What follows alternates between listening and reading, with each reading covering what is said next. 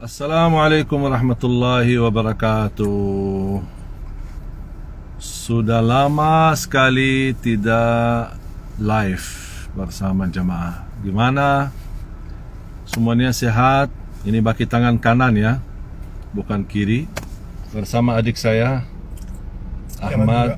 Selamat adik saya Ahmad dapat anak yang kedua, dan subhanallah berlalu waktu. Kemarin ulang tahun ya. Ya, subhanallah. Sudah 1 tahun. Anak yang kedua 1 tahun.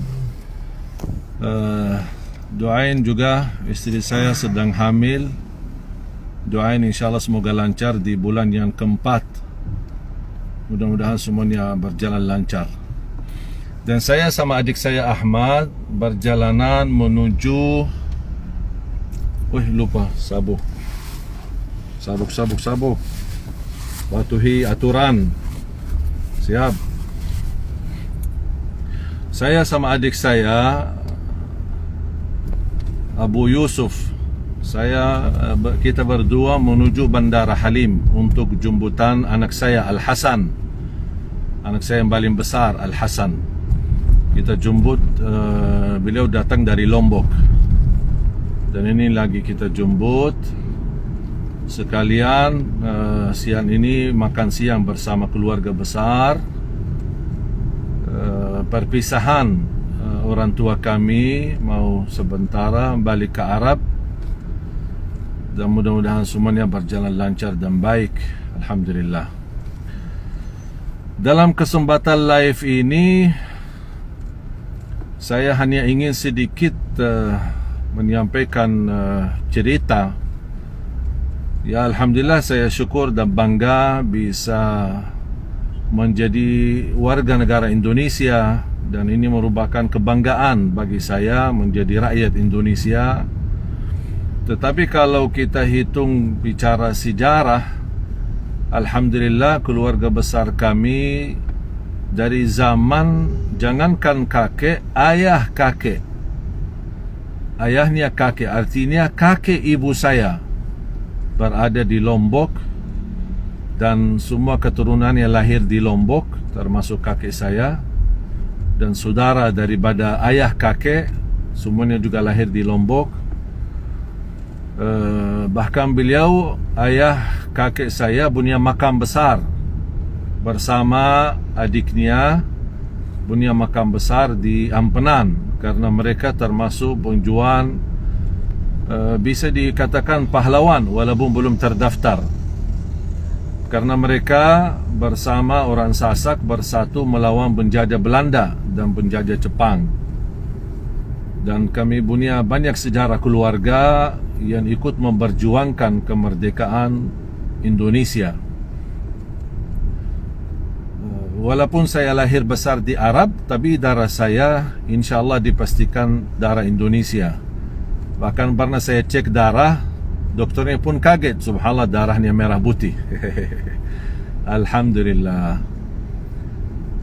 Dan insyaAllah di satu saat kalau saya ke Lombok, saya akan videokan tempat makam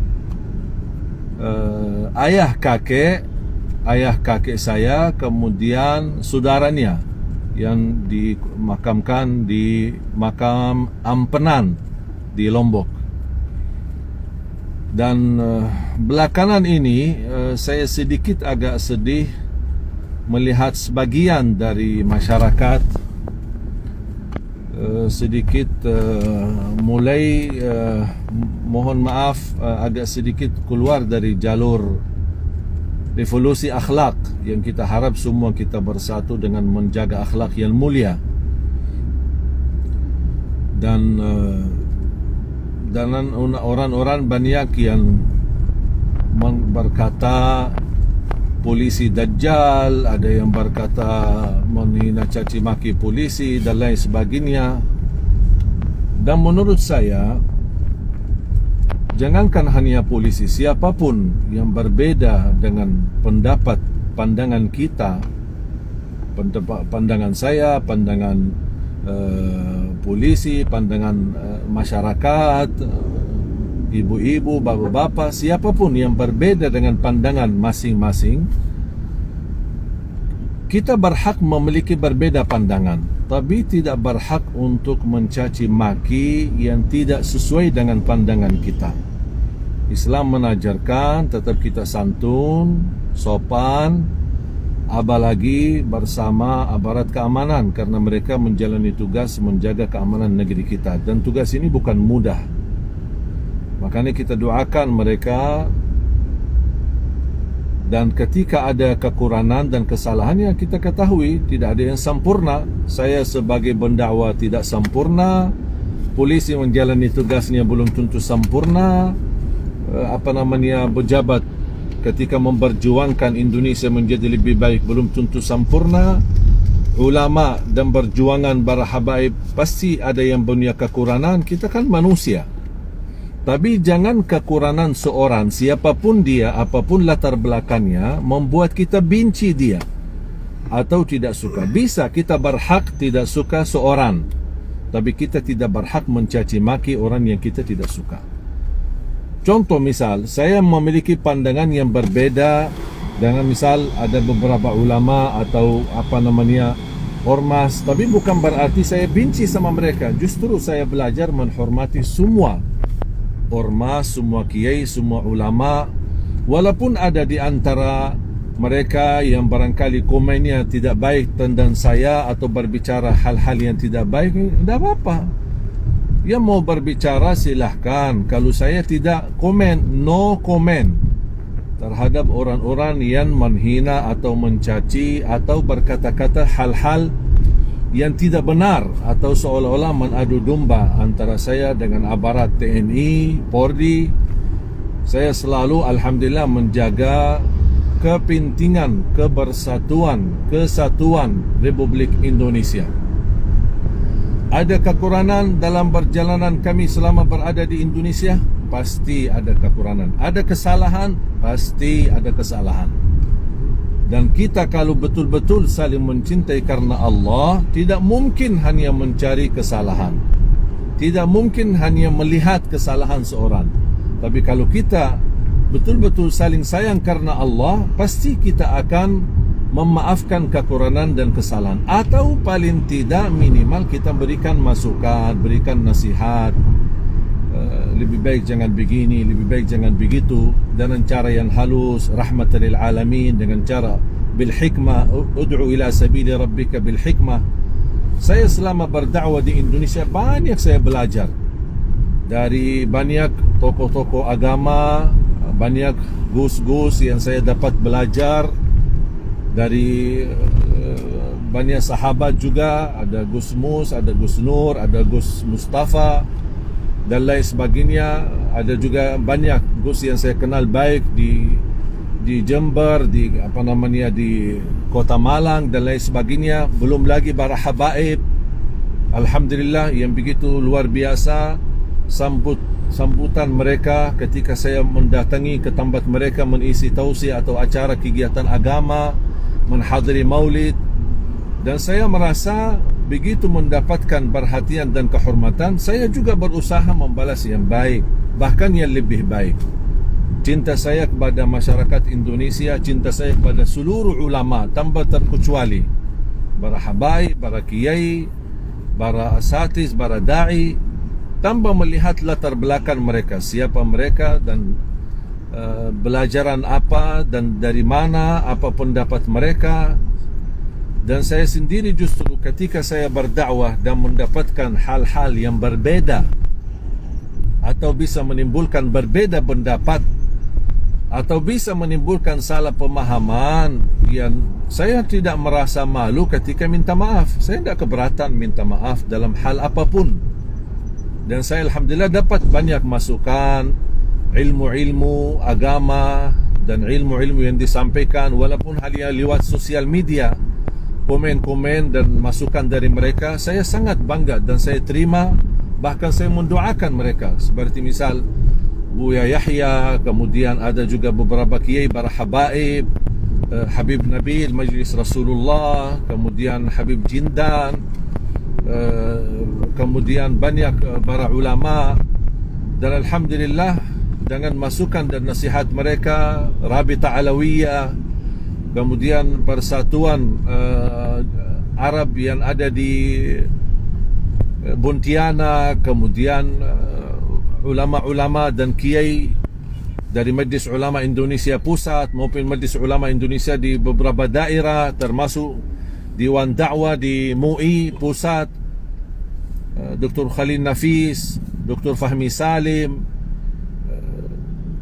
mendapatkan nasihat dan masukan dari guru tercinta Profesor Quraish Shihab. Jadi alhamdulillah, dari manapun saya selalu meminta nasihat, selalu meminta masukan, selalu meminta yang terbaik. Makanya kita sama-sama, kalau kita selalu menutupi kekurangan dan aib kita masing-masing, kita saling menutupi dan saling memaafkan, dan kita selalu saling membagi rasa cinta, membagi rasa hormat, walaupun berbeda pendapat dengan siapapun yang kita hadapi. Jangan menimbulkan rasa permusuhan. Wala yajrimannakum syana'anu qaumin ala alla ta'dilu. Jangan kebencian kamu terhadap seorang atau suatu kelompok membuat kamu tidak adil sikap terhadap mereka. Bahkan Allah memerintahkan, beradillah walaupun anda membenci mereka, berlaku adil. Dan kita tahu Islam menajarkan wala tadzalamu wala tadabaru, jangan saling menzalimi, jangan saling berlatar belakang, jangan saling bermusuhan, jangan saling menhasud, jangan saling menhujat. Dan kita sebagai umat Islam terutama dan sebagai rakyat Indonesia, kita harus belajar menghormati semua. Saya banyak dapat al-ilmu, banyak dapat perhatian, banyak dapat belajar selama saya berada di bumi Indonesia ini. Belajar bagaimana bisa bersahabatan sama ulama, sama walaupun orang berbeda pendapat dengan pendapat saya. Saya bisa belajar bagaimana menghormati non-muslim apapun agamanya, Kristian, Katolik, kemudian Buddha, Hindu. Alhamdulillah saya punya hubungan baik sama beberapa tokoh Hindu, walaupun tidak sering, jujur saja tidak terlalu sering silaturahim, tapi alhamdulillah saling menghormatilah di antara kita. Dan inilah yang saya merasa kebanggaan yang dimiliki oleh Indonesia. Bisa kita berbeda agama, berbeda pendapat, berbeda pemahaman, tapi masih kita bisa menjaga keutuhan negara kita Indonesia tercinta. Makanya saya berpesan, mari kita bersama-sama sinergi umara dengan ulama, pemerintah dengan rakyat. Kita harus saling percaya, tidak boleh saling hujat, tidak boleh saling bermusuhan. Ulama bukan musuh pemerintah, pemerintah pun bukan musuh ulama. Ada berbeda pendapat di antara mereka, ada berbeda pemahaman, ada, dan masing-masing menjalani tugas. Dan mudah-mudahan dengan kita bersinergi, sering berdialog, diskusi untuk kebaikan Indonesia, kebaikan masyarakat, saya yakin pasti akan menemukan titik-titik bertemu dengan titik yang bisa kita jodoh bersama-sama untuk menuju Indonesia maju, makmur, berkah, dan insyaAllah aman, sejahtera, damai, dan terhindari dari segala perpecahan dan segala fitnah. Dan mudah-mudahan kita bersama-sama doakan Indonesia agar Indonesia khususnya di masa pandemi ini mudah-mudahan segera terangkat bala wabah corona ini dan kita bisa beraktivitas semestinya semula sebagaimana. Dan kita doakan juga pemerintah kita, doakan aparat keamanan, TNI, Polri untuk menjalankan tugasnya sebaik-baiknya, dan mudah-mudahan mereka dalam lindungan Allah dan Allah berkahi dan ampuni kekurangan dan kesalahan mereka, dan mereka menjalani tugas untuk bersama rakyat membawa Indonesia insya-Allah lebih makmur dan lebih berkah. Amin ya rabbal alamin. Saling kita membuka pintu maaf. Saya yakin kalau kita selalu memaafkan orang lain yang punya kesalahan, yang punya kekurangan, pasti kita akan dimaafkan oleh Allah di dunia sebelum apalagi di akhirat. Semoga semua jamaah sekalian sihat-sihat selalu. Saya sudah dekat bandara menjemput anak saya Al-Hasan. Nanti insyaAllah kita lanjut video. Jangan lupa kita doakan, saling berdoa di zaman pandemi ini yang cukup banyak yang panik, apalagi dalam kondisi merasa ada terganggu keamanan, masalah fitnah, adu domba. Mudah-mudahan ini semuanya berlalu. Mudah-mudahan semuanya berlalu. Dan insya-Allah semuanya akan baik-baik saja. Dan saya yakin kita masyarakat Indonesia pasti akan banyak belajar dari segala peristiwa yang terjadi, yang kita hadapi, agar kita bisa menjadi insya-Allah mukmin yang kuat, kuat imannya, kuat kesehatannya, kuat fisiknya, dan kuat untuk membangun bersama-sama aparat keamanan dan bersama pemerintah kita membangun Indonesia maju, Indonesia berkah.